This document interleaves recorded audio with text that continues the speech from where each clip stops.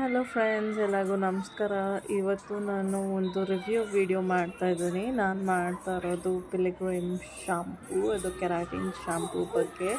So ಇದು buy one get one free ಸಿಕ್ಕಿತ್ತು. So ನೋಡೋಣ ಹೇಗಿದೆ ಅಂತಂದ್ಬಿಟ್ಟು ನಾನು ತರಿಸ್ಕೊಂಡೆ.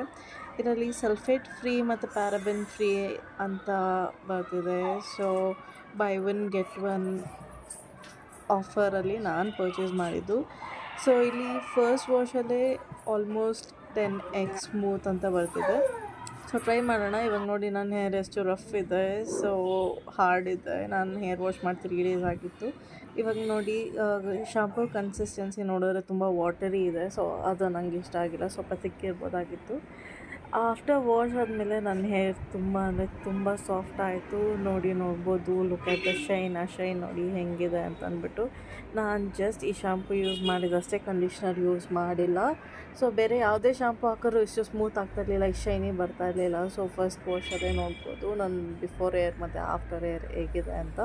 ಸೊ ಈ ಶಾಂಪೂನ ನಾನು ಡೆಫಿನೆಟ್ಲಿ ರೆಕಮೆಂಡ್ ಮಾಡ್ತೀನಿ. ನಿಮ್ಗೇನಾದ್ರು ಬೇರೆ ಡೌಟ್ಸ್ ಇದ್ದರೆ ನನಗೆ ಕಮೆಂಟ್ ಮಾಡಿ. Thank you for watching.